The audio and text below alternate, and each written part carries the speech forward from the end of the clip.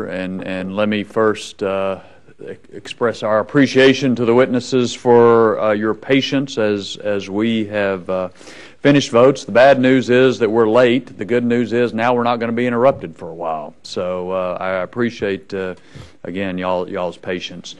This hearing should shed light on matters that are squarely within the center of this subcommittee's jurisdiction, namely, what are the emerging threats to the national security of the United States, and what are the emerging capabilities in which we need to invest in order to meet those threats.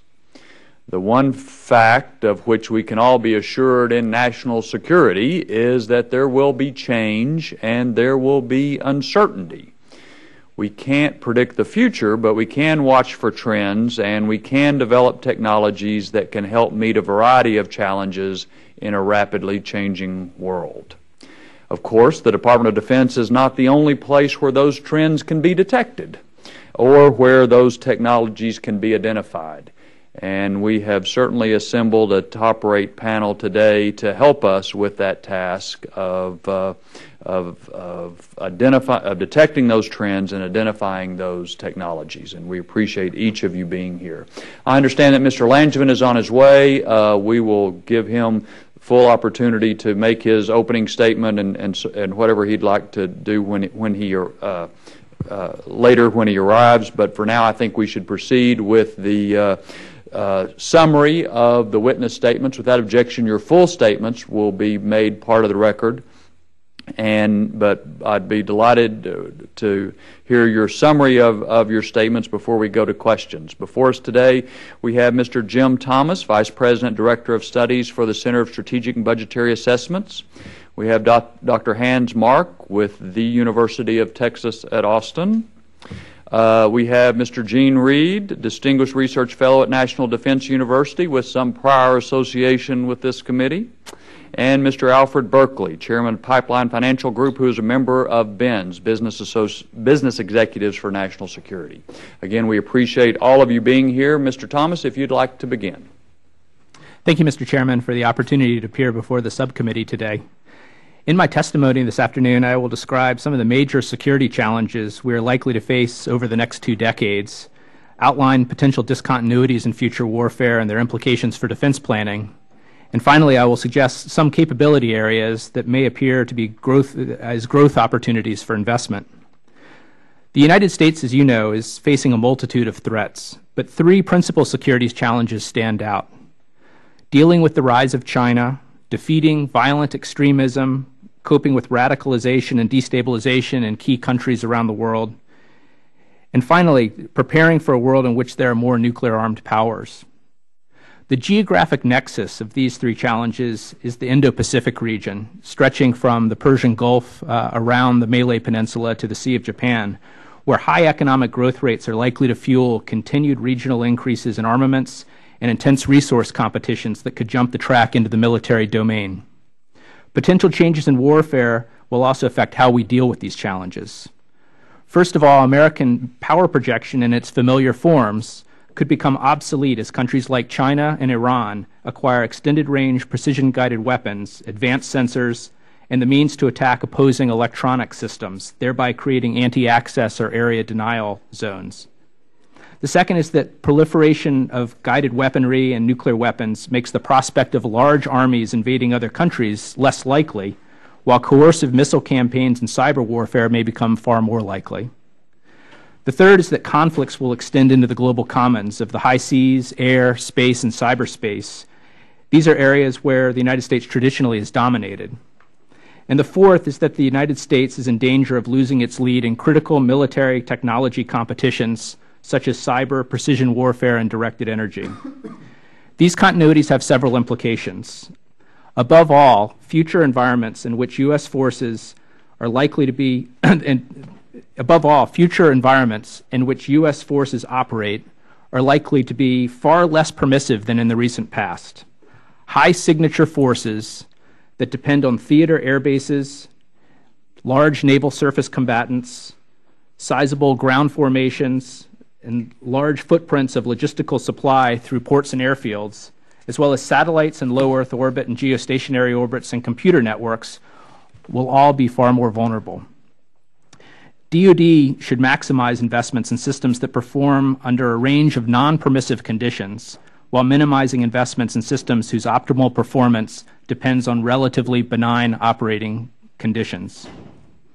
The United States and its allies must also improve their ability to counter coercion and more ambiguous forms of aggression.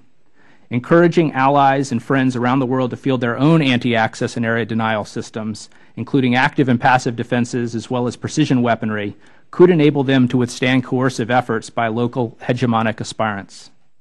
Finally, U.S. research and development and intelligence efforts will need to be more closely intertwined to prevent technological surprise. Fostering creativity and experimentation within the U.S. military will maximize the odds of discovering the next big thing in military innovation before our adversaries do. In light of these implications, 8 capability areas look particularly attractive: countering or eliminating nuclear and biological weapons, operating from range and penetrating into denied areas to conduct surveillance and strike missions, defending against ballistic missile and shorter-range guided rocket, artillery, mortars, and missiles, otherwise known as GRAM systems, conducting special reconnaissance, direct action, unconventional warfare in denied areas, conducting unwarned land attack, sea denial, and reconnaissance from undersea, channeling or controlling access and movement via non-lethal weapons, disrupting, deceiving, or negating the sensors and processing capabilities of hostile powers, and finally building up the capacities of key allies and friendly states around the world, not only for internal defense, but for external defense increasingly as time goes on. In closing, let me express my appreciation to the committee for its efforts to raise the level of discourse and awareness on these important issues. There's absolutely no question, as we looking at our current fiscal woes, that we're entering an age of austerity, and that tough choices face DoD in the years ahead. But there still will be an imperative on protecting the seed corn of the department, especially in R&D, and making sure that we're making prudent investments to maintain our military edge. Thank you. Thank you. Dr. Mark.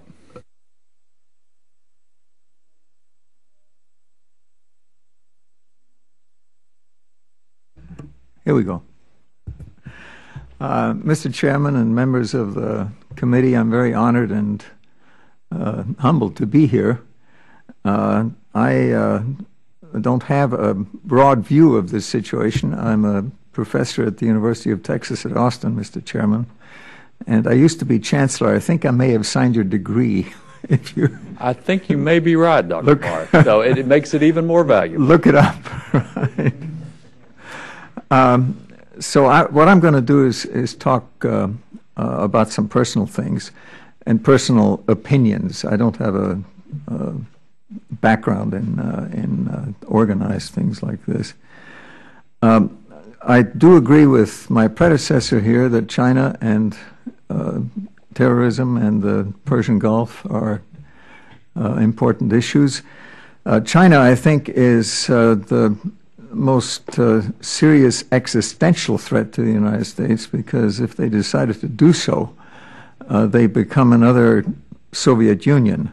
Fortunately, they're very different from the Soviet Union. They don't have an ideology that had some purchase around the world for some years. And I think that their strategy will rather be to become, first of all, the world's first economic power. And then what they're going to try to do, I think, limit our access to the Western Pacific and maybe even more. In short, they're going to build a navy. We have ways to respond to that, and I think that the issue of sea power in terms of military capability has to have the highest priority in what we're going to have to do. And that's supported by air and space power. The policy I think we should adopt toward China is what the principal Chinese military philosopher Sun Tzu once said, that the best way to defeat an adversary is to persuade him not to fight. And I think that we ought to take positions that reflect that view. And finally, I think we need to make alliances. We have a strong alliance with Japan. I think we ought to make a very strategic, strong alliance with India. Technology has a place in that, and India especially. We should share technology with them. In the Persian Gulf, the case, of course, is very different. There is also an existential threat there, which is not now based on the possession of nuclear weapons, but based on the possession of an oil resource that we may lose. And what that would mean to the industrial world is serious. The United States doesn't depend that much on Middle Eastern oil, but the rest of the world is more dependent, Europe and other regions.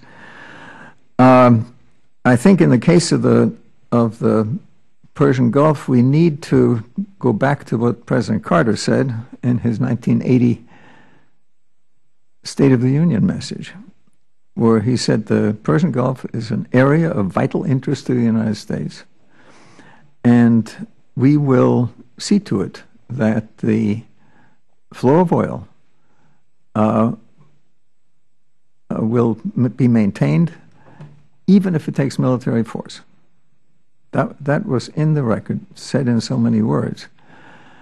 And I think that's still true. 2/3 of the world's known, easily recoverable oil resource is still there. And you will remember that perhaps back in 1987 or 1988, we actually did put our ships at risk, and we kept the pipelines, the communication line open. I think that the Persian Gulf eventually will solve itself as other energy sources become available. And so it will decrease in importance, but we still need to keep the Fifth Fleet there, for example, and make sure that we're in a position to influence things in a military fashion if we have to. Finally, there's terrorism, and I have been very uncomfortable with the formulation of a war on terror. Terrorism is a military tactic. It's not an enemy.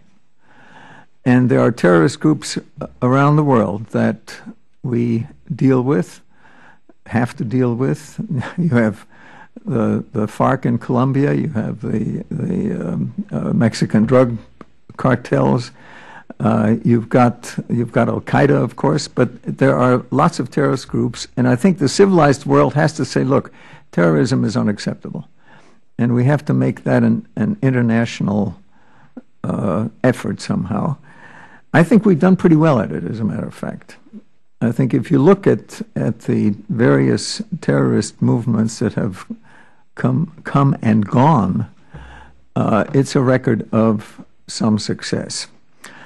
I noticed there's a red light blinking here, which I think tells me that I'm overrunning my time. What I want to do in the question period, if I may, is to talk about some technologies that are on the horizon that are relevant to the points that I have made and that you have also made. So thank you very much, and I will quit here. Thank you, Dr. Mark. And that's the time is to try to give you a guidance for how far you're up. But I do want to get back in questions to the capabilities you talked about in your written statement, quantum computing and other things. Mr. Reed. Mr. Chairman and members of the subcommittee, it's an honor to be here today and a personal pleasure to be back in this room to speak to you about some of the potential emerging and future security threats and challenges facing the United States and the Department of Defense. My remarks today will focus on future technology threats that I see and general trends with regards to areas of emphasis. They reflect my own views and not necessarily those of the National Defense University, the Department of Defense, or any other organizations with which I am affiliated. Throughout history, planners and strategists have had a tendency to consider future threats within the context of what they knew about the current threat. Thinking about science and technology has been similarly linear and compartmentalized, with projections within any scientific discipline being based on past progress. As a result, planners and strategists have been repeatedly surprised by the application of new technology to warfare, whether actual or economic, by the advantages conferred by the unique combinations of different technologies, and by the nonlinear, often exponential advances in science and technology. Examples abound. In 1921, General Billy Mitchell demonstrated the vulnerability of battleships to bombs, but our navies of the world ignored that, and then the combination of aircraft, highly mobile armor, and radio, known as blitzkrieg, took the Allied armies by surprise at the beginning of World War II. More recently, the use of precision-guided munitions, armed drone aircraft, and satellite GPS positioning has changed the complexion of today's battlefield. Unfortunately, we have also experienced the advantages that can be gained by ingenious use of low technology as well, such as delivering biological agents via the Postal Service, flying passenger planes into buildings, or improvising roadside bombs. Within the context of the Cold War, planners on both sides had a degree of confidence in the technological capabilities of their counterparts. Science, for its part, was highly disciplinary, and progress was largely made in incremental fashion within a given discipline that allowed for reasonably accurate planning and the ability to integrate new advances into weapons platforms and defensive systems. Times have changed, and three things have changed with that. First, the demise of the Soviet Union and its replacement by new transnational adversaries. Secondly, science underwent a dramatic paradigm shift in which transdisciplinary research, with its ability to effect exponential advances within disciplines and in fact create entirely new disciplines, became the norm. And then third, information has become ubiquitous, allowing individuals access to technology on an unprecedented scale. The world, in short, is a much more unpredictable and chaotic place, and the emerging threats are equally problematic. The spectrum of emerging threats has been enlarged by both the exponential advances in scientific knowledge and its availability to a broader range of potential bad actors that no longer need to have advanced scientific training. Deciphering this threat spectrum requires a robust investment in science and technology, particularly in its evolving transdisciplinary paradigm. The concept of technological convergence is critical to understanding future threats, as there are some scientific disciplines which will be radically shaped by their convergence with other areas. The disciplines of nanotechnology, biotechnology, information technology, and cognitive neuroscience are four areas which will be pivotal in this anticipating and countering future threats, and I've addressed them in my written statements. In the interest of time, I'll confine my oral remarks to biology, where convergence, where the classic example of technological convergence is the convergence of genomics and information technology, which has led to the sequencing of the human genome, and which will be the basis for personalized medicine. But the flip side is the ability to alter the genomes of pathogenic organisms to create entirely new biological threat agents not found in nature. The ability to predict and plan for such optimal technological convergences will largely determine the technological leaders of the 21st century.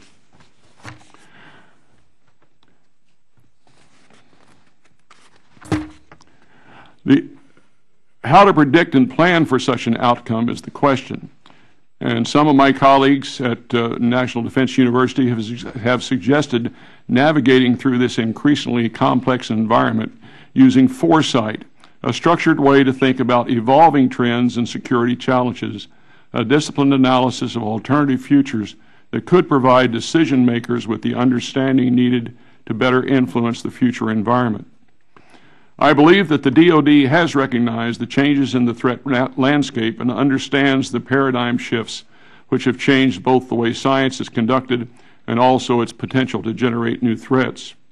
There is also a clear awareness that the DoD needs to continually invest in its laboratory infrastructure, both physical and human capital, in order to stay abreast of exponentially increasing scientific advances, and perhaps more important, to invest in training the next generations of scientists and engineers. While it is virtually impossible to predict a priori what the future threats will be, maintaining clear scientific superiority with a strategic investment based on technology conversions offers the best chance to drive and exploit scientific advances and to anticipate and respond to new threats. Mr. Chairman, this completes my prepared remarks, and I'll be happy to answer your questions. Thank you. Mr. Berkeley, thanks for being with us. Thank you for having me, Mr. Chairman. Ranking Member Longman. I might get you to hit your microphone, please. Sorry. Good. Thank you for having me. My name is Alfred Berkeley. I'm here as a private citizen. I have not read the Quadrennial Defense Review. I was asked to come and give the perspective of businesses, particularly businesses in the technology arena. I've had the privilege in my life of being an investment banker and a research analyst following such companies for 24 years and working at the NASDAQ stock market for 7 years, essentially raising capital and providing a secondary market for some of the leading technology companies in the world. I will tell you that I hope my comments will complement the remarks you've heard before. They're going to be a little bit different. The businessmen that I talk to see 6 threats. They see 1 goal. They see 6 capabilities that ought to be developed. And they have a very specific ask of what the government needs to do to make it all work for business. The 6 threats, first, there is an enormous concern that as a country we are not providing enough economic opportunity to build a committed citizenship, a committed populace. We had the wisdom 100 years ago of the Homestead Acts, where our forefathers knew that wave after wave of immigration, particularly from class stratified and disenfranchised people in Europe, was not a good basis for building a sound citizenry here.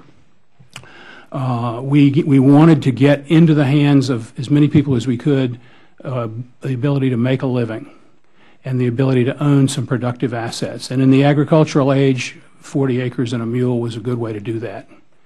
In the industrial age, stock options were a good way to get people a piece of the pie. In the information age, it's probably all about education. I had dinner last night with yet another large company executive who, and I was telling him while I was in Washington, he said, well, you are going to talk about the education problem, aren't you? And that is the recurring theme that I hear from business, that we are losing our edge, not just in STEM, but also in the basic desire to hold education as a revered, respected use of time for young people. So I would encourage you, using the tremendous analytical capabilities and the enormous educational requirements that the military has, is to learn what the science is of how people actually learn. Where is the science in our state implementation? We have a federalism issue, obviously, with education, but we need to figure out how to get more people actually learning, and that's the biggest single business concern that I bring. I realize it's not typically thought of as a DOD issue, but because DOD has such massive intellectual capability to do good science and get good analysis, I bring it to you. The second thing that businessmen talk about repeatedly is energy independence. I won't elaborate on that. The third problem is cyber espionage, particularly theft of our intellectual property.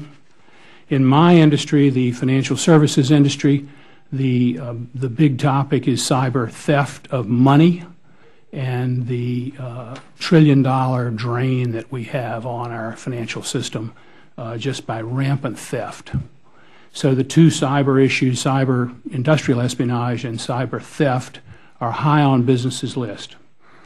The war on drugs is next. We are not winning the war on drugs. We're doing something wrong. We need to rethink that. And the last point would be that we're in a long economic war, that the warfare is a continuum, and it starts with economic war. It's a relentless, it's 24 hours a day. It doesn't stop, and we need to figure out what to do about it. In terms of capabilities, in preparation for coming here, I asked a number of businessmen what they thought the opportunities were for capabilities, and one of them said to me, why don't we wipe out the language barrier? Ever since the Tower of Babel and the philosophy of the mythology of languages being developed, the strangeness of language has led to fear and uncertainty among peoples. We are on the edge of computer science that will allow every language to be translated into every other language. We should think about language not as something that's just there, but as something that we can take and make a positive tool out of, a weapon for good, if you would, by making it clear to people. The education issue I already talked about. We can, in a digital world, take education all over the planet. We can provide the best education that ever existed. We can do the same for medicine. An enormous new battlefront is growing up in what's called near-field communications. It's the next generation of cell phones. All the current cell phones are now being built with the capability to hold a cell phone close to an RFID tag and read from that RFID tag. It is going to create billions, if not trillions, of new addressable locations and information associated with them. We should think of that as a brand new opportunity where we have the opportunity to seize the hearts and minds of people by adding value to their lives, by not letting someone else usurp our lead there. So I'm out of time, and I'll take questions whenever you want. Thank you. I appreciate it, all of you. Mr. Berkeley, I can't help but reflect that in the mid to late 90s, President Clinton and Speaker Gingrich put together a commission that worked over 3 years to look at national security challenges. At the end of that time, the top two they came up with is proliferation of weapons of mass destruction, and recommended a Department of Homeland Security as a result. But the other one of the top two was math and science education as a national security issue. So you are, in good company. Not that we've improved since in the last decade, but I think it's important to keep talking about that as a national security issue. At this point, I'd yield to Mr. Langevin for any opening statement as well as questions he'd like to ask. Well, thank you, Mr. Chairman, and I want to thank our panel for being here and for your very thoughtful presentations here today. I certainly look forward to hearing more about your expert views on how the Department of Defense might shape its strategic planning efforts to maximize research and development investments that meet our future national security needs in a fiscally constrained environment. This year, of course, our subcommittee has held a number of hearings to better understand the Department's near-term investments in technology capabilities that address current threats in Iraq, Afghanistan, and a number of other countries. Now, a significant portion of those investments over the last decade have been focused on technologies to transform our military to prosecute the war on terrorism. Now, we've had some successes with fielding MRAPs, UAVs, ISR, and medical capabilities. However, we've stepped back from fully developing major transformational technologies such as the Future Combat System, Joint Strike Fighter, and the Presidential Helicopter, just to name a few. And as you know, these programs and others like them have cost us billions, now with little to show for it. Considering that cuts to the defense budget are currently projected to be over $400 billion during the next decade, I believe it's absolutely vital to spend more wisely. Now, these prudent and deep cuts, however, must not undermine our capability and our ability to maintain our current defense posture globally. They must not jeopardize our ability to quickly adapt to future geopolitical environments that are stressed by rising powers, population changes, competition for resources such as food, water, energy, climate change, and other shaping factors that we hope to hear about from our experts today.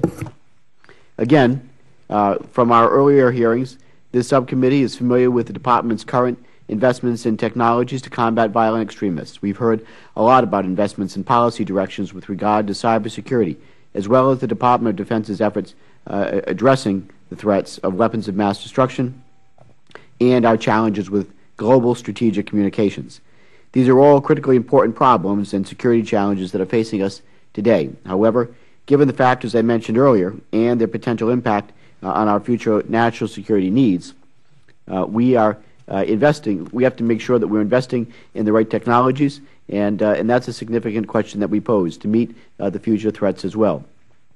Our national security and defense strategies aligned appropriately are our national security and defense strategies aligned appropriately to guide future investments?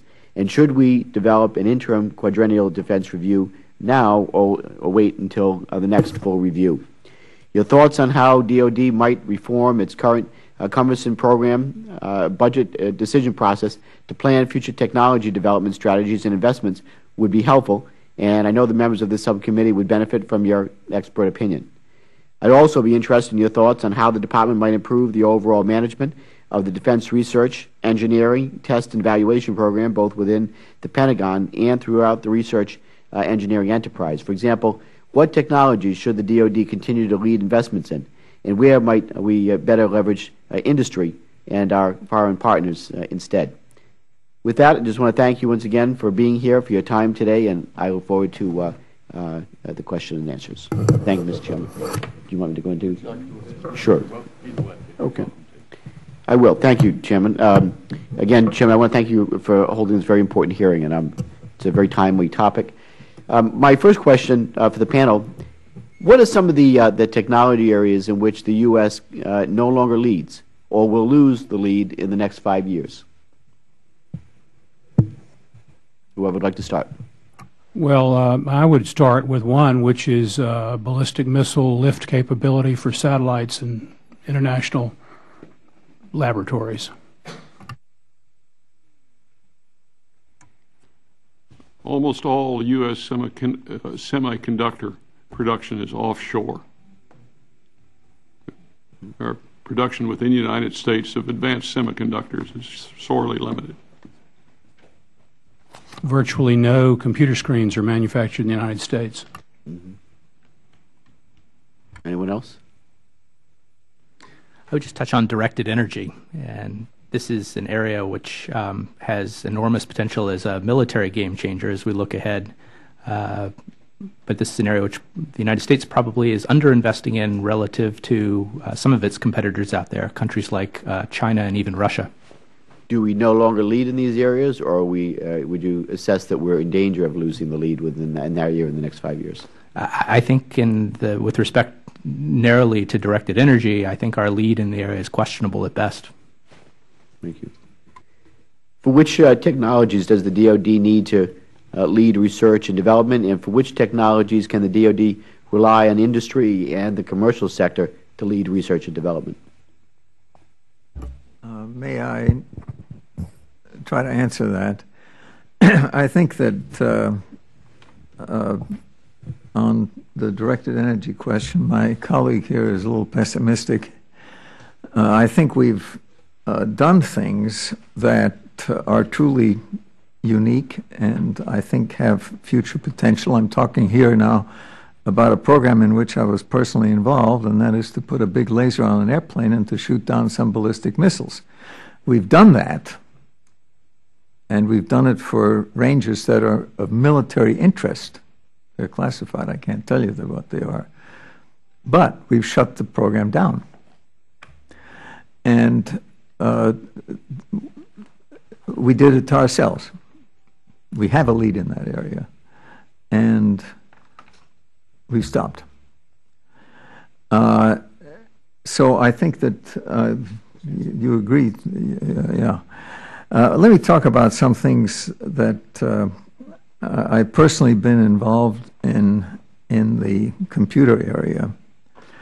The computer is nothing but an assembly of switches and storage devices, information storage devices, and the ability to make very capable computers depends on how many of these you can put in a volume that you can handle, that's small enough. And the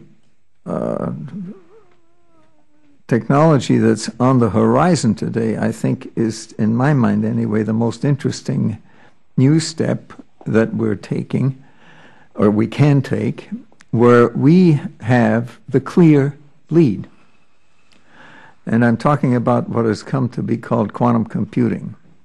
I don't want to go into the technical details, but just to confirm that we're in the lead. Our current Secretary of Energy, Steve Chu, won the Nobel Prize in Physics in 1997 for essentially inventing for discovering the phenomenon that makes these devices perhaps possible. Now, what am I talking about? A current transistor on a chip is about a nanometer in dimensions, between 1 and 10 nanometers. That means it's between 100,000 and 1,000,000 atoms. You need that many atoms to control a current, an electric current. What Steve Chu showed is that you can influence single atoms if you can capture them and keep them steady to store information. Our estimates are that you might be able to make computer elements not out of 1,000,000 atoms, but about of a few hundred. And so you have orders of magnitude of computer capability that we may be able to get. The interesting thing is that some tantalizing experiments have already been done.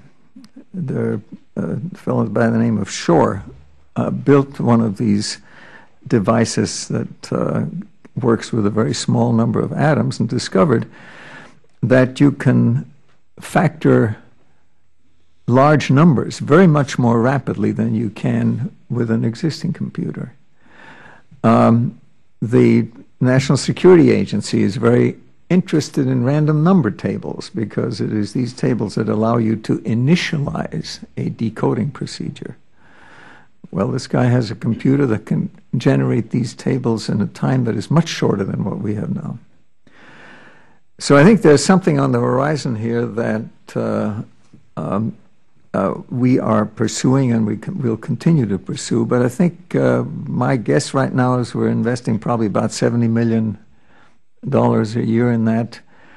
It's not really necessary to put a lot more money into it, but there are some things that aren't being funded, and the point is that by increasing that by 50%, you might find the one person that has the good idea. We're not at the place where money is terribly important yet. We are at a place where I think by doubling the investment that we have, or something like that, we might make more rapid, stepwise progress. Any other member of the panel?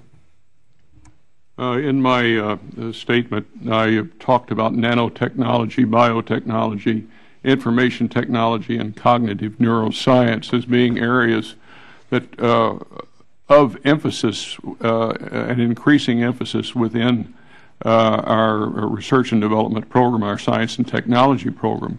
But the fact that you can get things for good coming out of that, as well as things for bad, depending upon how the technologies are applied. It's important that we take means to ensure that the things for good are coming out, and that we can detect when there are cases of the potential for things bad coming out.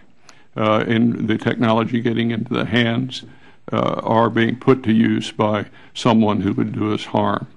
That's both an intelligence problem, but it's also a problem within the teaching and the education process. We are still the focal point for education of scientists and technology in the United States. We have that edge, but if you look at the youngsters, if you will, who are participating in that, there are a number of third world countries represented, and they come, they go to school, they may stay, but they may very well go back to their own home. What we want to do is to make it, I think in one case, is to make it attractive for them to stay within the United States and work within the U.S. research and development infrastructure. Problem, look at the industrial research and development infrastructure in the United States, what was there and what's not there today. The General Electric Laboratory in Pittsburgh. The last time I was in there, about 10 years ago when I was on the staff of this committee, there was an activity associated with, I believe, General Dynamics that was doing chip growing there. They were canceled out. But the only other thing in that massive research and development facility was a Siemens research activity. All of that activity gone. Bell Laboratories in Whippany, New Jersey.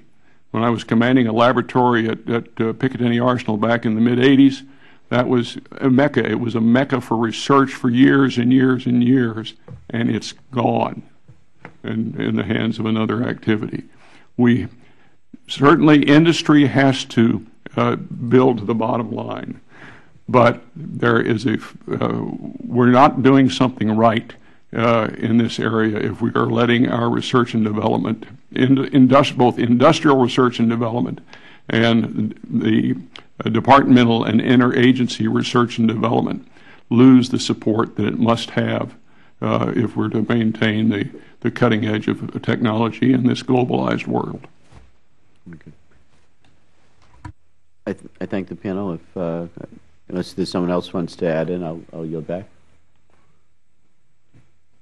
Thank the gentleman. Mr. Franks.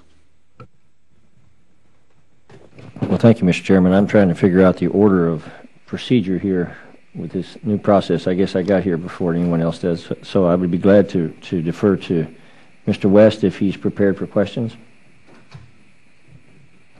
Thank you, Mr. Franks, and thank you, Mr. Chairman, and also a ranking member. Thank you, panel, for being here today, and I'm glad, Dr. Mark, that you and I agree on something. I think war on terror is a terrible misnomer. We did not go into World War II to fight the blitzkrieg nor the kamikaze. So we have to have a strategic level perspective. This past weekend, I had the great opportunity to go visit Special Operations Command and Admiral Olson, who, as you know, will be changing out command and retiring in about a couple of weeks.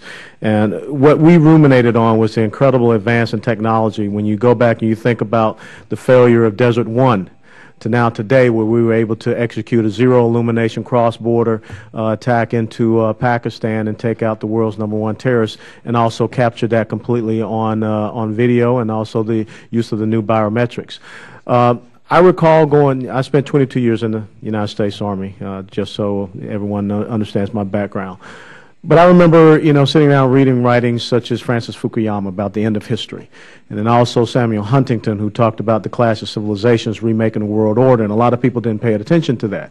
When the Soviet Union collapsed, everyone was cheering and talking about how that was going to be a new state, and no one projected out what would happen as far as the world and how that order would change. So my question to you, looking at where we are today and from a warrior's perspective on the ground, if I were to lock you four very astute gentlemen into a room, as we would do Army planners, and tell you that you could not come out until you gave me the top 2 or 3 threats to this country and its national security as you move forward, what would be those top 2 or 3 threats that you would present?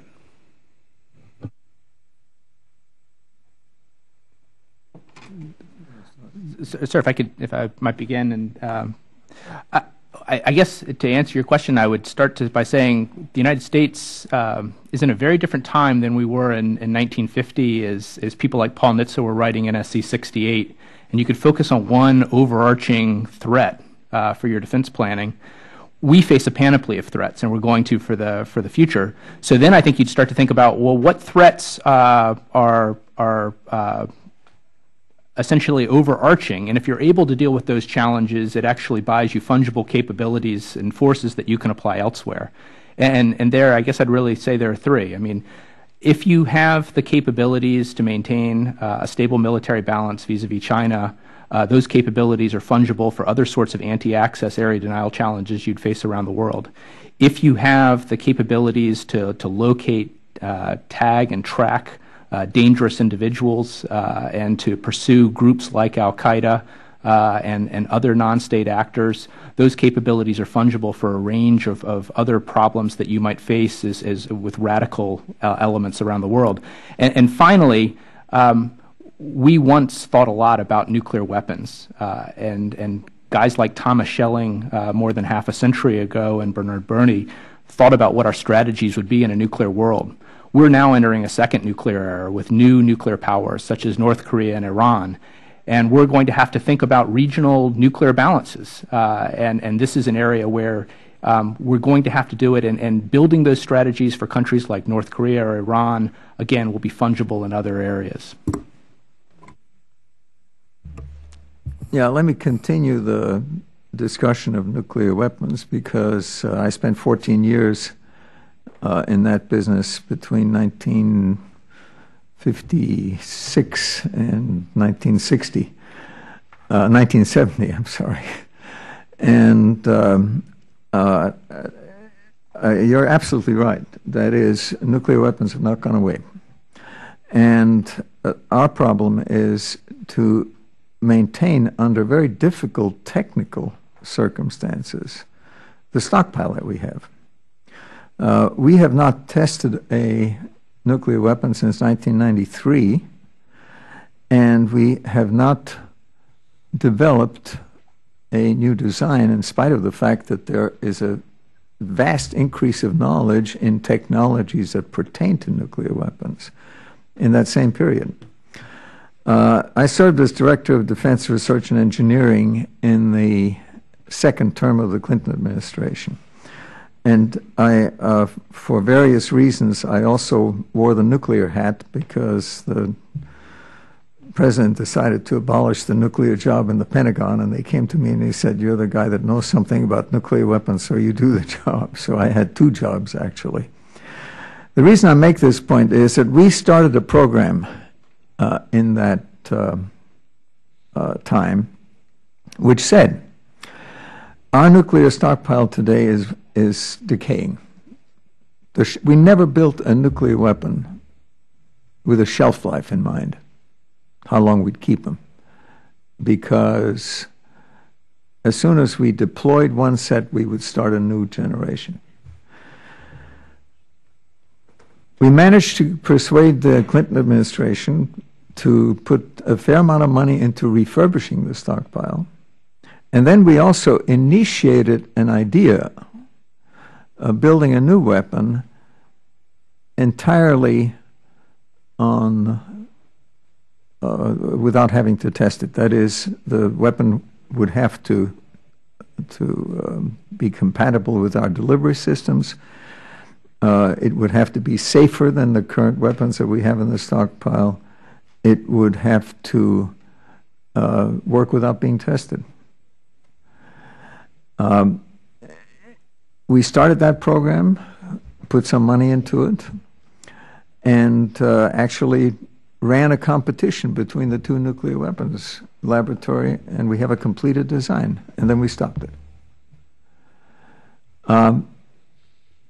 I think that the nuclear issue has to do with the fact that we need to maintain technological leadership in that area. And that's the only way that we will be able to, I think, deal with people who try to threaten us. Thank you, Mr. Chairman. Ranking Member, I yield back. Thank you, gentlemen. Ms. Davis. Thank you, Mr. Chairman. Thank you, gentlemen, all, for being here. I wonder if you could, Mr. Berkeley particularly, go a little further in terms of the education piece. And perhaps people would suggest that we're talking more about soft power, smart power. And how do you think that the Department of Defense could be or should be using that intellectual capability that you speak of to add greater value to our learning, to the schools, and perhaps you're speaking more in the sciences, but where do you see that piece, and where have we either felt that it's not appropriate, perhaps, for the Defense Department to be adding that value in some ways, or, what is it that kind of keeps us from looking at this particular issue in this way? I think you're on to one of the most interesting questions.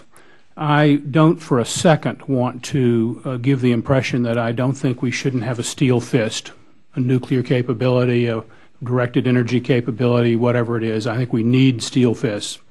But I think that maybe a short story will illuminate the thinking. I ran into John Negroponte in the Zurich airport last January, and I happened to have another fellow there with me that I didn't know well, but I had met. And I said, John, I'd like to introduce you to the most powerful man you've never met. And he looked at me sort of startled, and there was a young man there in his 30s. And I said, I want to introduce you to the director of research at Facebook. He can talk to 500 million people at once. I actually think that the battle space is being dramatically expanded, and the most powerful weapon that we have is something called a cell phone. And it's because so many hundreds of millions of people are going to be able to get information through it. And I think that the idea of having an all education all the time, remember all news all the time and KYW in Philadelphia, all education all the time, where no matter where you are in the world, you could get yourself educated. Or all medicine all the time, where no matter where you are in the world, you can get yourself some knowledge about diagnosing symptoms. Those kinds of soft power issues may be able to preclude the fear and uncertainty, the doubt, mistrust, and jealousies that lead to simple ideological conflict. So the question about where the military fits in is that the military has it's a nation state unto itself in that it has schools, it has to train its people, it has to be sure its people's children are trained, and it can do the science. It can lead the way. I'm not saying replace what the states are doing or replace what the Department of Education is doing. I'm saying give a shining example that is so visibly powerful because it's intellectually rigorous and proven that it becomes the standard if it deserves to be the standard. So I want the science done. I want the research done. And it doesn't take marshaling all the states to do that. I happen to have been on this issue of the 18 to 24-year-old cohort. I happen to have been responsive to General George Casey's call for a number of business people to come to West Point and spend 36 hours talking about this issue. And you should take a look at what Lieutenant General Ben Frakely is doing in South Carolina and several other states, Oklahoma also, I think, to bring some Army resources into the elementary and secondary school system for the purpose of keeping people in school. It's not necessarily a STEM effort, but it's of the 25 or 30 programs that the Army does offer school systems, ranging from ROTC to send you some pamphlets, they're trying to push the limits and say, okay, can we affect the staying in school issue? I want to go a lot farther than that. I want to understand the neuroscience of how people learn. How many repetitions does it take to get something into long-term memory? It's a physical thing. In politics, 7. Well, that's the rule of thumb. So that's the Army. Okay. Right. You understand. Yeah. It takes a lot of repetitions to get things into long-term memory. My understanding is that most American curricula give about half the repetitions it takes to get something into long-term memory. Therefore, 3 weeks later, the child doesn't remember. I wonder if I could follow up your comments, because I teach the freshman course in our aerospace department. I have 140 students every semester.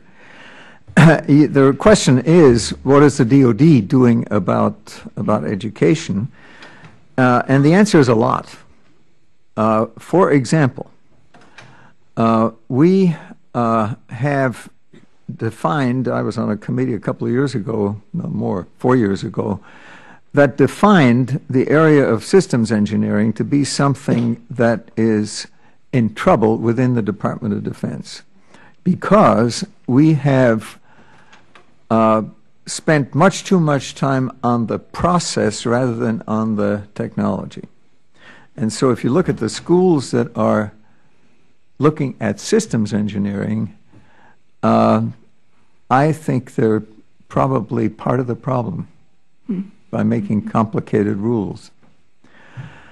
This same Defense Department then, when we pointed this out to them, gave us a grant of $500,000 to get started on a systems engineering course in our department that we are just starting to teach, that will be the other end of this freshman course that I teach, where we will do hands-on problems, where the students must learn how to do engineering trade-offs, where they must learn how to work in engineering teams, where they must learn how to influence a customer. That is, how do you sell your product? And I think that the Defense Department is aware of the importance of education, and if you do the right things, they'll provide the money. Thank you. Thank you, Mr. Chair. Thank you. Mr. Franks. Well, thank you, Mr. Chairman. Thank all of you gentlemen for being here. You're sort of that invisible front line of freedom, and we appreciate your intellect and your commitment very much. I was intrigued, Mr. Thomas, when you mentioned earlier about the threat from technological surprise. And I guess the line of questions I'd like to begin with is just to suggest that perhaps the surprise may be from an old technology that's applied in a new way. And as you know, there's been some recent reports or recent information declassified related to China's EMP capability, not only to create IEMI, but also their preparations for hardening their own grid and other facilities in case there's some type of disagreement over the Taiwan territory. So with that in mind, I guess I'd ask a couple questions.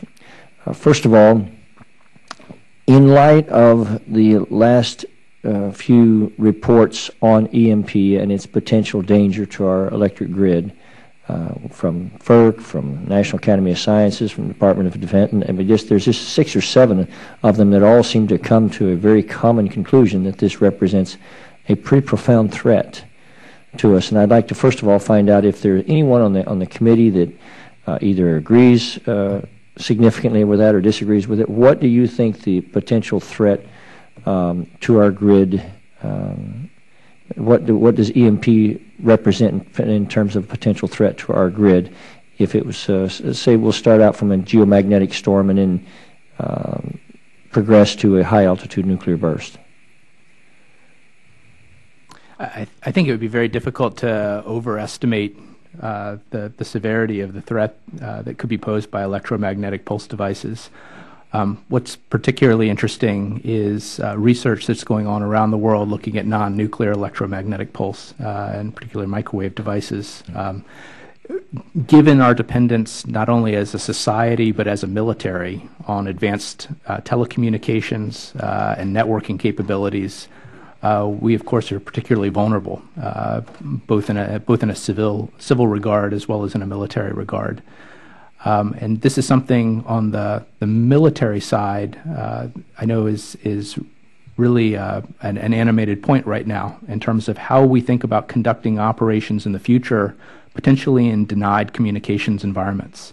This is not only a technical challenge in terms of how we think about going back to old-fashioned modes of communication like line of sight, but also for our precision navigation and timing, how we will operate, but also how we will adopt mission-type orders as we did in the past, so that our forces can self-form networks and continue with commander's intent long after their communications back to higher headquarters have been eliminated.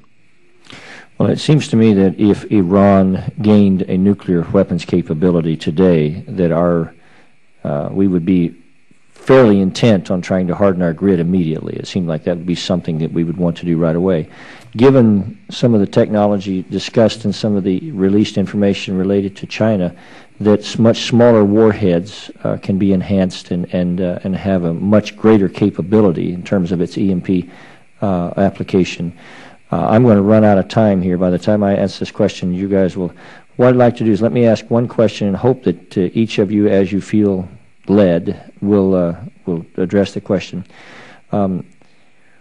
What do you believe that we should be doing about either defending against or preparing for the Iranian nation or others that could potentially gain this capability? And I'm going to stop there. In other words, I know that even with China's growing capability, that perhaps the indications are that we might not have as much to worry about their intent as we might have to worry about Iran. If Iran gained a nuclear capability today, knowing that they have done some exercises that seem to be EMP related, what would be the best thing that we could do to defend ourselves against that, and how serious do you take this threat? And I'll start over here with Mr. Berkeley and go left, even though it's hard for me to do that. I think the structure of that answer, it gets at the question of what's the right role of government and what's the right role of business. And if you look back to the example of Civil Reserve Air Fleet, where the jet fleet was introduced with a lot of federal help to build capacity, and those planes were then available, for example, during Vietnam for troop transport, or available during national emergencies, that was a pretty good trade-off between the public and the private. So if you want a hardened grid over and above what the economics dictate from the business community, I think it's sensible for the government to pay for that hardening and then have a call on that capacity when they need it.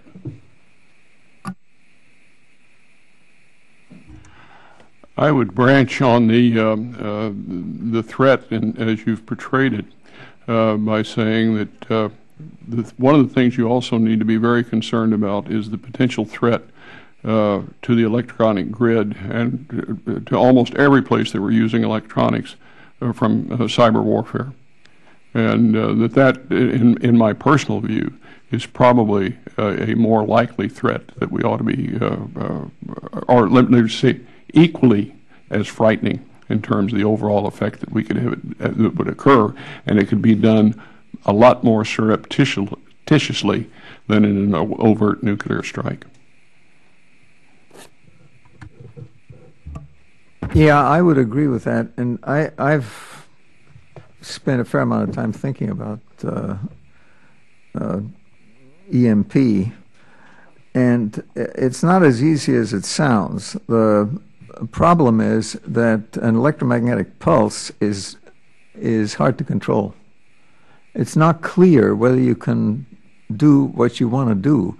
I was present at the Starfish event in 1962, where we first discovered electromagnetic pulses. And let me tell you what happened, because it was very interesting.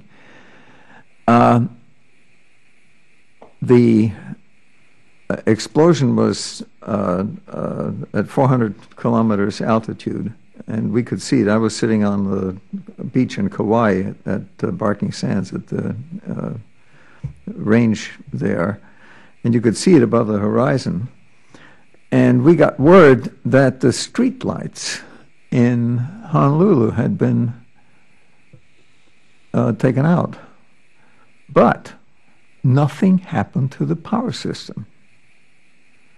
The reason for this is that the particular pulse that this device emitted was tuned to the streetlights. And so it deposited a lot of energy there, but didn't do anything else. So I'm not sure that it's a weapon that you could rely on to do what you think it will do, what you want it to do. So it's there. We know how to harden things against it. The problem has always been, how much do we spend on that? I would just say, picking up on that, I mean, at a minimum, you certainly want to harden your nuclear command and control. They're already hardened. And a lot of your strategic capabilities so that you have a retaliatory capability. And then when I think it comes to infrastructure, I think that, as Dr. Mark suggests, you're going to have to think about some of the trade-offs in terms of how much is enough relative to other threats that you have to prepare against, such as cyber attacks, to take down your critical infrastructure. Well, thank you, Mr. Chairman. I think this is a subject that should be discussed a lot more. Of course, if we have a nuclear burst, Mr. Chairman, you know, the cyber, we have it's ubiquitous. We don't have computer capability at all without electricity. And I hope that in the ways you all deem fit, that you'll look at some of the new vulnerabilities of our new grid. The old grid during Starfish Prime was pretty much impervious to EMP, whereas the one that we have today, we've engineered ourselves into profound vulnerability, I think. So anyway, thank you, Mr. Chairman. Thank you, sir.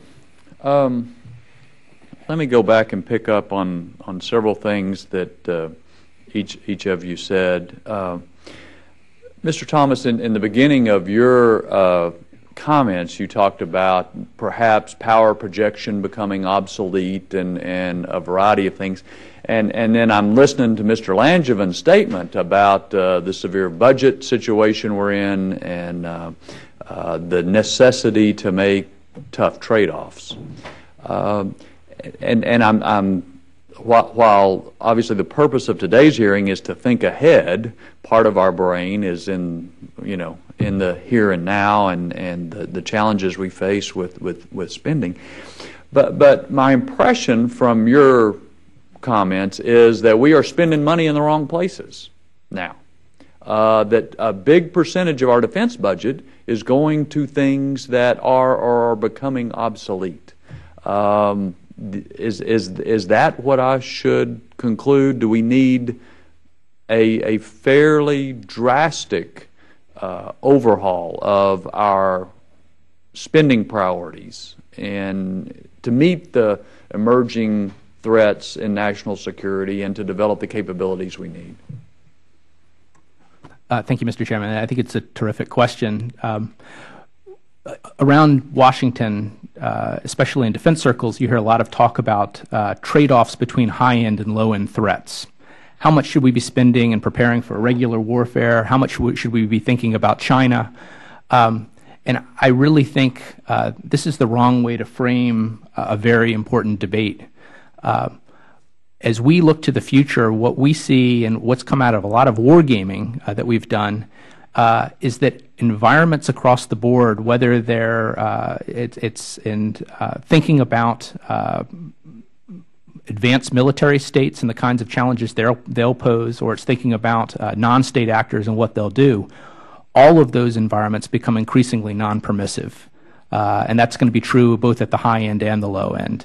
And what we see is that our theater bases are going to be more vulnerable in the future. Our long-haul communications are going to be more vulnerable. Our global logistics systems are going to be more vulnerable. A Navy that operates very close to the shores of an adversary may be more vulnerable to threats like anti-ship cruise missiles and submarines. And our ability to not only operate at range but to penetrate into denied airspaces it remains quite limited.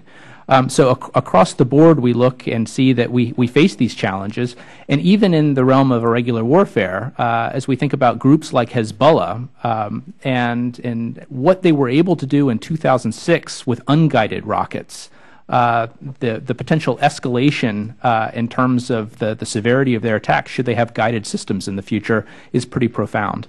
And so this, I think, if there was one theme that I really could hit on in terms of how we think about a big strategic review, it would be we really want to think about how we optimize ourselves for nastier environments in the future, and we really take a hard look at what capabilities are we acquiring or are we developing, which really depend on some very benign assumptions. Thank you. Okay, thank you. Mr. Berkeley, I'm not sure you got to fully develop your point that you made in your written statement, that what business is looking for from the government is predictability. And I take it that's your primary, the one you mentioned, one thing business is looking to Yes. for us for. Would you elaborate on that? I mean, particularly in this. Yeah, I'll be delighted to, Mr. Chairman.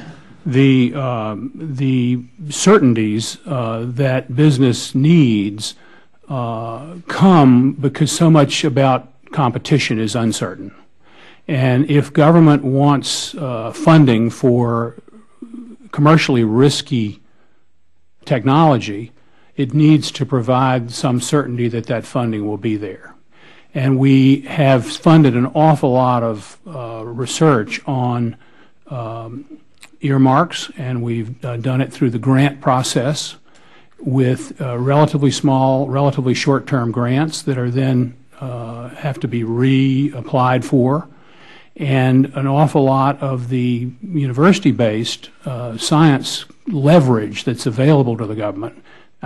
Business always looks at things as, where's the leverage? Where can I get at low marginal cost, get high marginal value?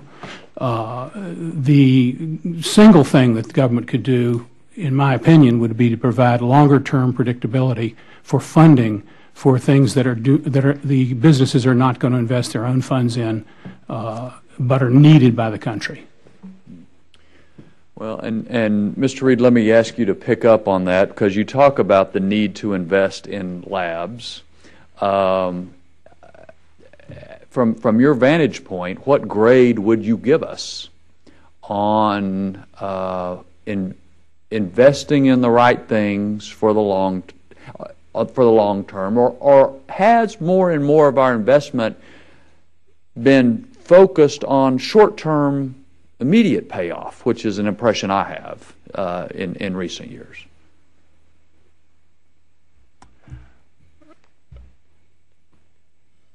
Clearly, a lot of our current investment has been focused on the war at hand. And if you look at the amount of money going into both development of technology, for instance, in terms of mine-proof or mine-protected vehicles, and then the procurement associated with that. I look at the overall science and technology account, and of course I worked that in this committee for a number of years. I've been focused rather narrowly for about the past 5 years on the biological side of that and the medical countermeasures. And I think for the most part that area we've got just about right now, because there's a very strong funding stream going into the biomedical arena, both within the department and within the Department of Health and Human Services with respect to the medical countermeasures technology development effort, and with some very smashing success. And of course, Andrew Weber appeared before this committee and talked about that earlier this year. It's important that that be sustained, because right after the nuclear threat is in many ways a more probable biological threat that we've got to be ready to deal with. And that implies both the defense at the personal level in terms of therapeutics and vaccines, but also in the surveillance area and the establishment of surveillance networks worldwide, aimed not only at a potential bad actor, but also at the threat of naturally occurring diseases. And of course, that's the focus of that program, as you know. The laboratory sustainment area, I think, is absolutely critical. And we need to ensure that we are putting enough money into the government side of the government laboratories, the Department of Defense laboratories, to ensure the ability to attain and retain some really world-class youngsters that are coming out of the academic environment now and are, in fact, going to work for some of the government laboratories. It's almost eye-watering to see the sort of work they're going to do, but that's a fragile resource, and it's not in a time of the force coming back and having to rebuild and recock from the two wars. It's an area that will not be high priority for the military departments, for the services, in terms of what they feel they have to spend their money on. You need to look very seriously at that, and I feel that very, very strongly. And of course, I commanded an RD&E center myself back in the 80s. I know the kind of work that we were doing then, the work that's being done in the various laboratories, not only in the Department of Defense, but also in Health and Human Services and in Homeland Security and the rest of the federal establishment. And in the universities, from the standpoint of the multidisciplinary research universities and in the smaller schools as well. That needs to be sustained. That's where the seed corn is grown, and that's where, and we need to mature, or nurture and then mature that seed corn and have places for them to go to work in support of the nation. Okay, thank you. I'll get off my soapbox. No, you make the point strongly, and I appreciate that. Mr. Chairman, may I add something to what my old friend, really old friend Gene, has said? And from the point of view now of the university, where do our students go to work today? Now, engineering happens to be a profession where jobs are available, not only available, they're actually looking for people to take them. About 15 years ago, the then new .com business was where the brightest kids went. Today, when my students leave, and where do they want recommendations to, I can tell you the two largest, most popular places are the MIT Lincoln Laboratory and the California Institute of Technology's Jet Propulsion Laboratory. The best students now want to go into government-supported laboratories, some of them related to national defense. For example, Lincoln is an Air Force laboratory, or mostly Air Force. So I think that that we are in a position now to take advantage of a renewed interest in service to the nation in one way or another. Dr. Mark, let me ask you can you just touch on the potential national security implications of quantum computing, and then give us for laymen who are technologically challenged, touch on your other key capability, hypersonics. Well, certainly I'd be glad to, and I'm also technologically challenged by these things. The question of size in the elements out of which a computer is made is the critical one. The number of computers that the number of switches, the number of elements that you can put in a small volume is key. The human brain has something like 10 to the 9th. What is that? A trillion. What we would call transistors. And that is because the switching elements in our neurons have approximately between 300 and 1,000 atoms instead of the million or more that you now have in the computers that we build. What you can do with that is to essentially make a redundant computer and teach it to find its own paths to come to conclusions. That's what the human brain does. And it does it because it is highly redundant. A very small number of the neurons that we actually have are used at any one time. And we would be able to program that into our computer. See, I was involved in the beginning of the advent of parallel computing. You know, we ran into a limit in the 1970s of the speed of light. If a computer has one central processor, then what determines its speed is how fast the signals can go from one element to another. And what we said, or Dan Slotnick was the one who really had this idea, was, why don't we have several of these run in parallel on the same program? And we actually were able to put together a computer that had 64 of these things running in parallel. And we were able to show, after a lot of mistakes, that by God, yes, you could increase the speed simply by having more CPUs work on the same problem. Today, thousands of CPUs work in the large computers on the same problem. And that was a real breakthrough. I think this breakthrough I see coming anyway in size of the processing elements they're going to be equally important. And I think that we've talked about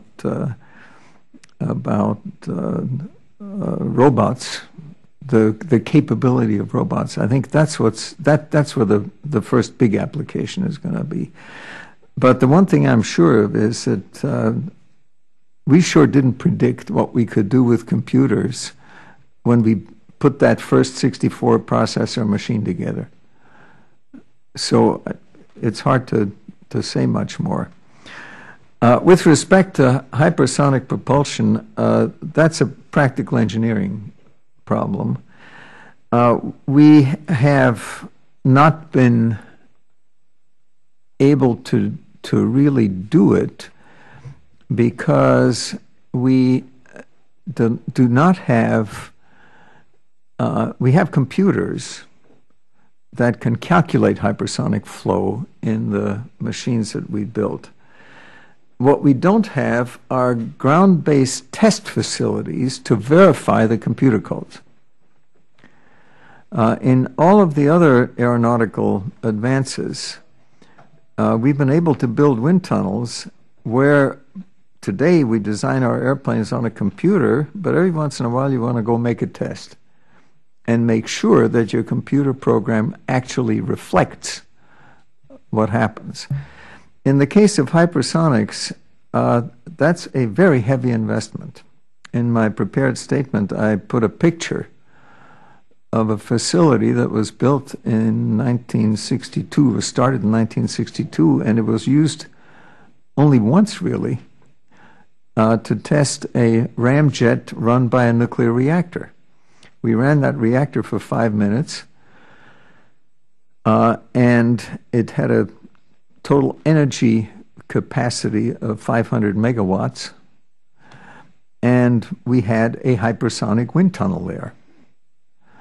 I think some of it is actually still at the Nevada test site. I'm not sure of that now, but we would need to build something like that and make a commitment to develop hypersonic propulsion. Hypersonic means beyond 5 times the speed of sound. People have talked about it now for decades.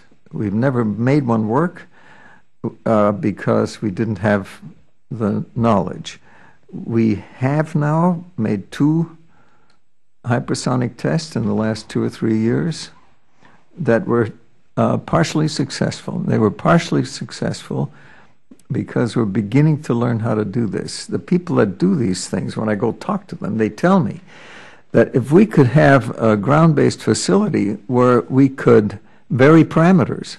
See, these flights are pretty expensive. These are things that are dropped by that B-52 we have down at Edwards Air Force Base. We had the X-51 and we had the X-43 in the last two or three. And I guess the 51 has the record of a couple of 100 seconds of hypersonic flight above Mach 5.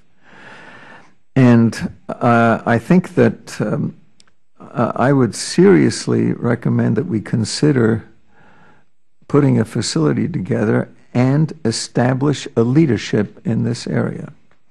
Now, what do you get for that? If we could have hypersonic cruise missiles rather than the subsonic ones we have, a hypersonic cruise missile would travel at about a mile a second. So 60 miles would be a minute. You would have, nobody could shoot that down, by the way. There aren't any missiles that maneuver fast enough to do that. The other important application is space launch. If there's a company now that launches space vehicles starting with an airplane. It's an old Lockheed 1011 that flies at 40,000 feet. And the Pegasus rockets are dropped from that airplane and then go into space. If that airplane, instead of running at Mach 0.8, which is 3 or 4% of what it takes to go into Earth orbit, ran at Mach 5 or Mach 7, say, then you're a third of the way there in space. We have a good rocket industry. That rocket industry has nothing to do now because we've done away with the shuttle. They don't have to maintain those engines. And we're using Russian engines on our big rockets.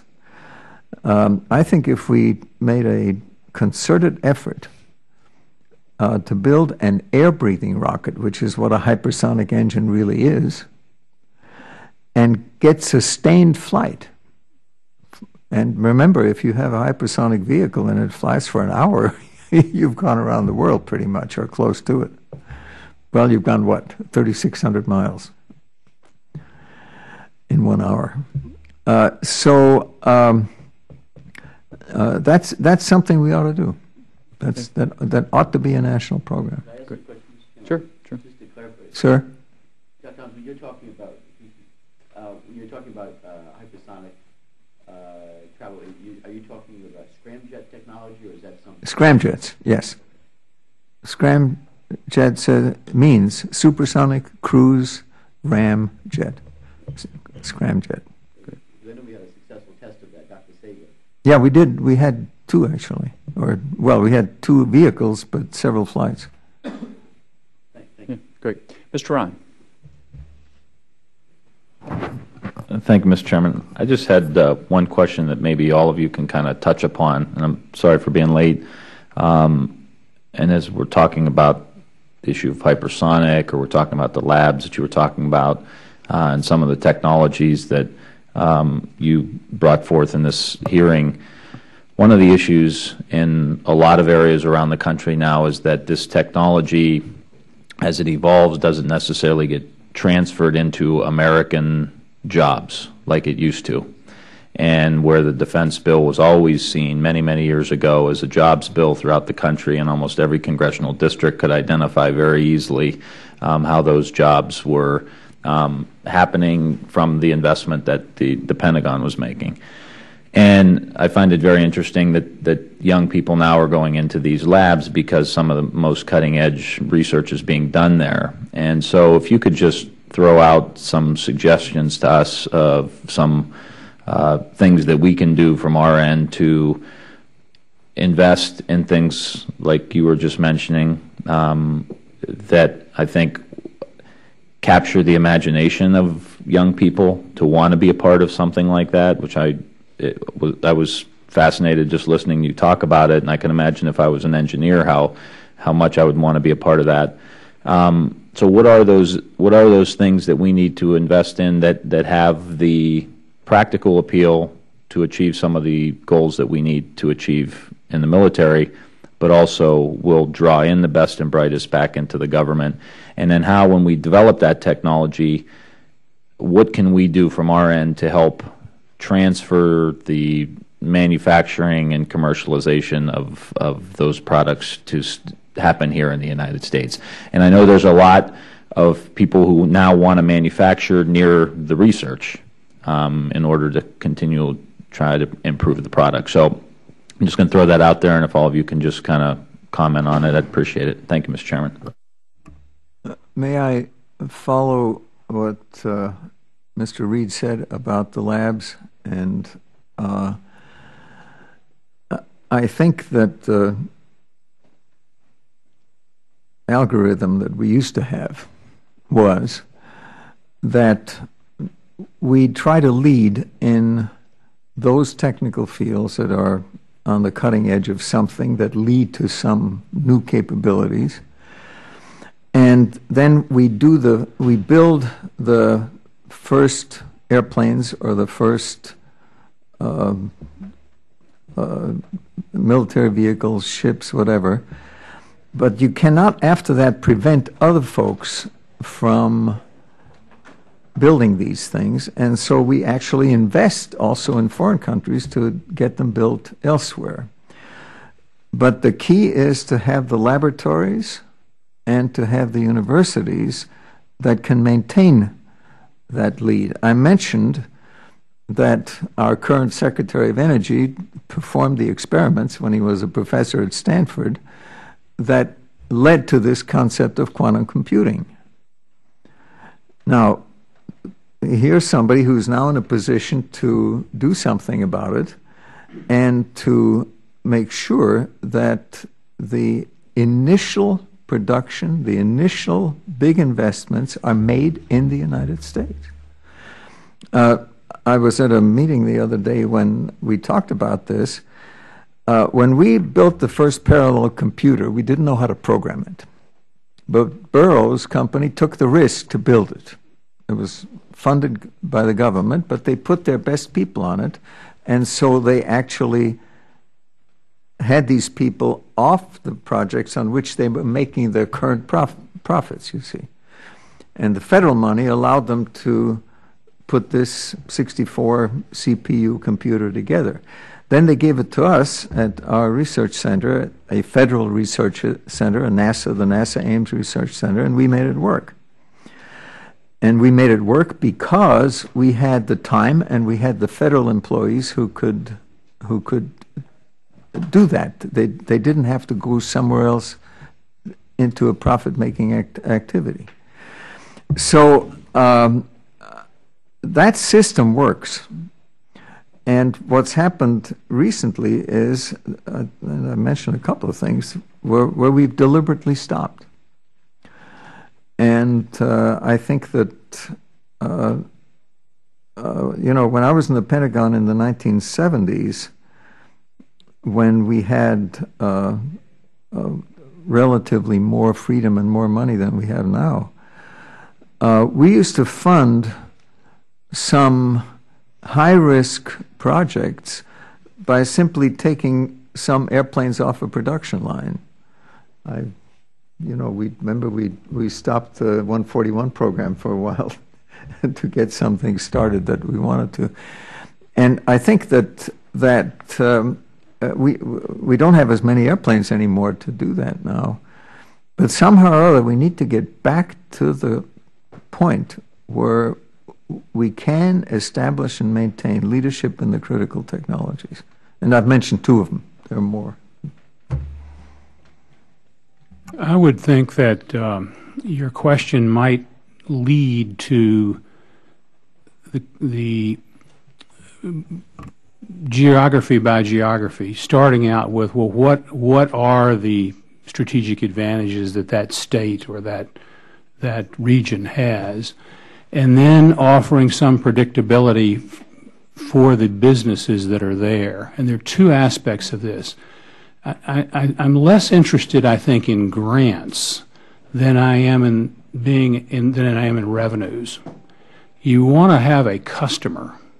And so the steps to being a customer is having access to having your product evaluated.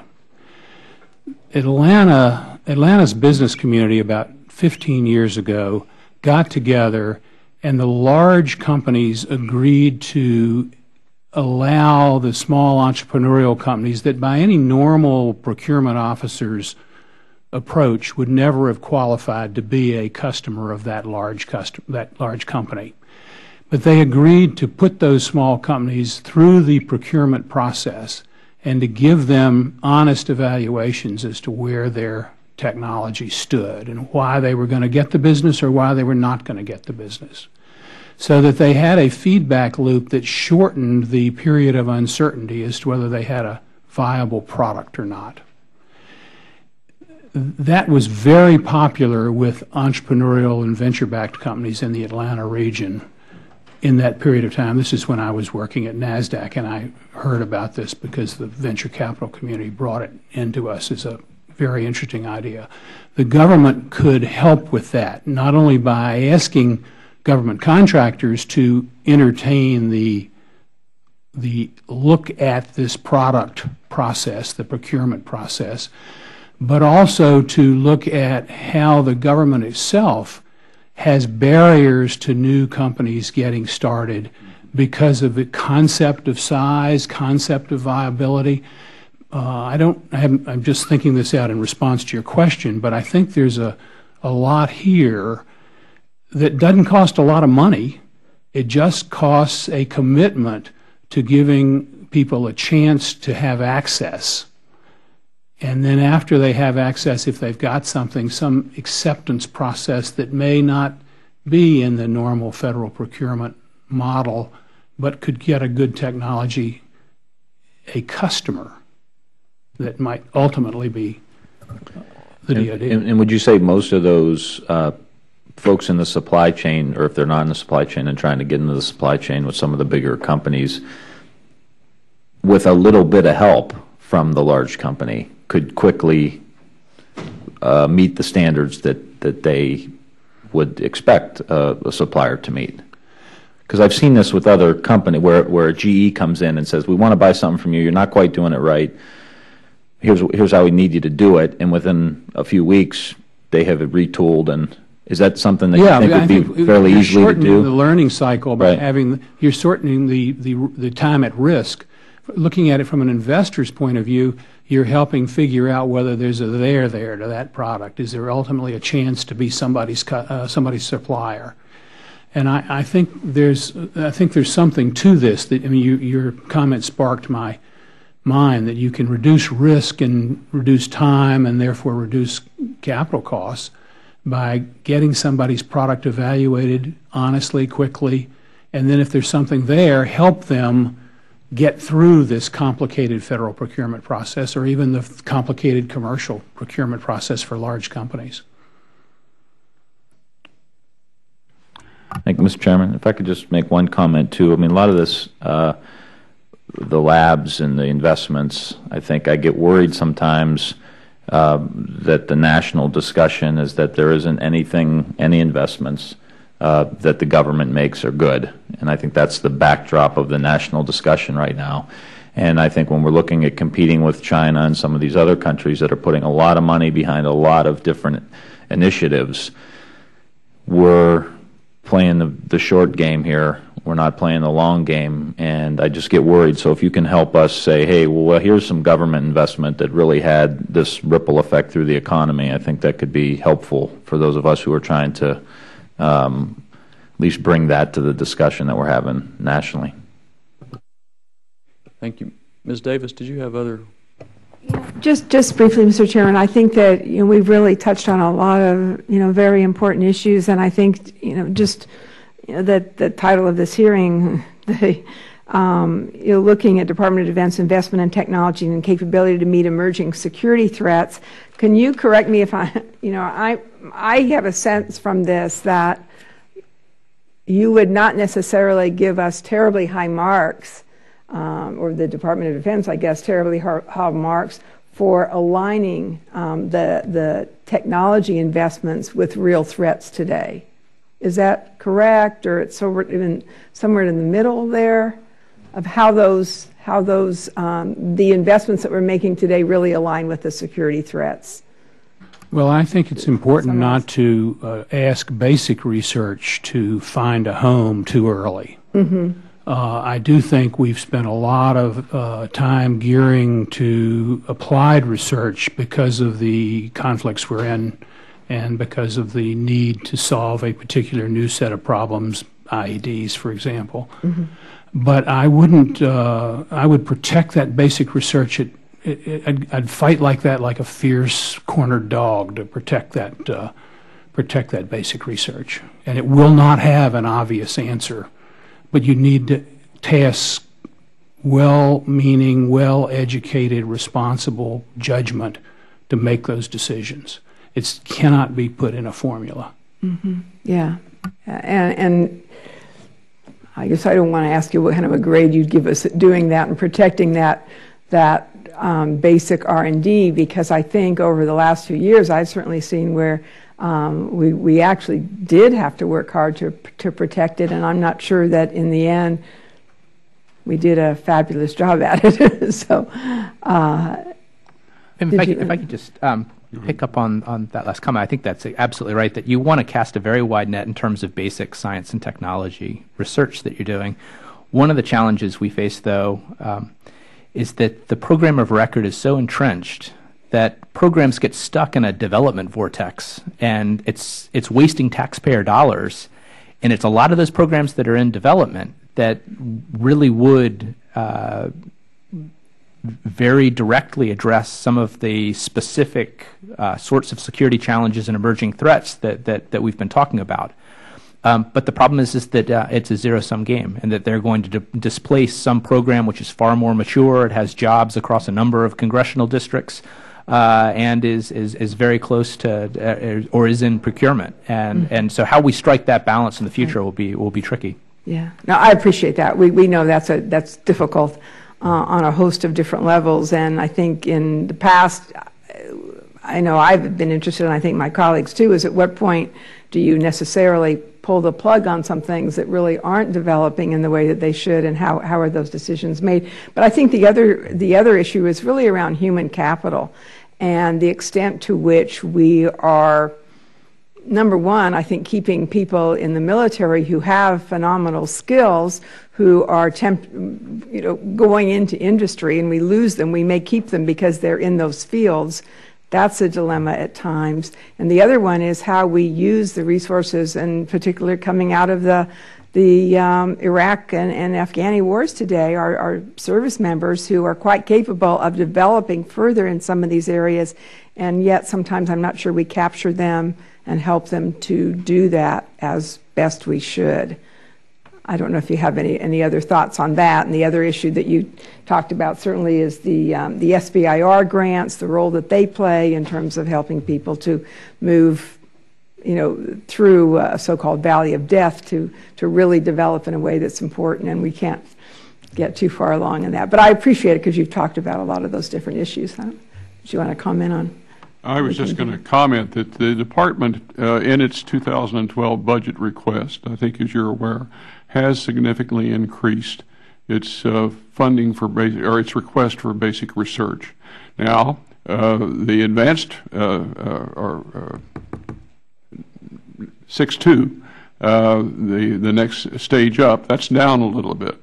And there may be reasons for that intrinsically as far as the programs are concerned that they're targeted towards. But it is imperative, in my view, and I think the view that this committee has had in the past and I think maintains today, to ensure the funding in the basic research programs and in the S&T in general, because you've got to move through that in order to get what is ultimately going to go into development, and you have to provide the wherewithal so that there's a bridge across that valley of death for something to get into development. And we could go on all day about that, and I won't bore you with that.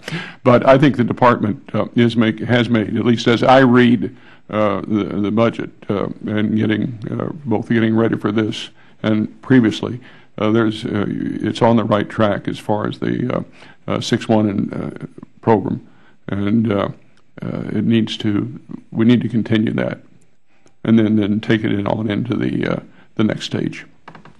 So on the human capital side, I would say that I would encourage you to look at a differential incentive for example, servicemen to go into advanced degrees in the GI Bill and other approaches. I'm not so much steering it to STEM necessarily, but I would steer it to advanced degrees in a engineering model. The other thing that, as an outsider to this process and never having read the Quadrennial Defense Review, I'm glad you're asking the question about basic research. So don't fail to. Just asking the question is important. Getting it on the table. Well, I think this committee, on a bipartisan basis, will continue to, as Mr. Reed said, argue for basic research. But I don't think any of us ought to underestimate the challenges of the fiscal environment we're in either. And it will be relatively easy to cut, and it would be a great mistake, I think, to do so. Y'all have been very helpful. As Ms. Davis said, lots to think about here, and we've just touched the surface. But it's very helpful in our deliberations. Thank you all for being here. And with that, the hearing stands adjourned.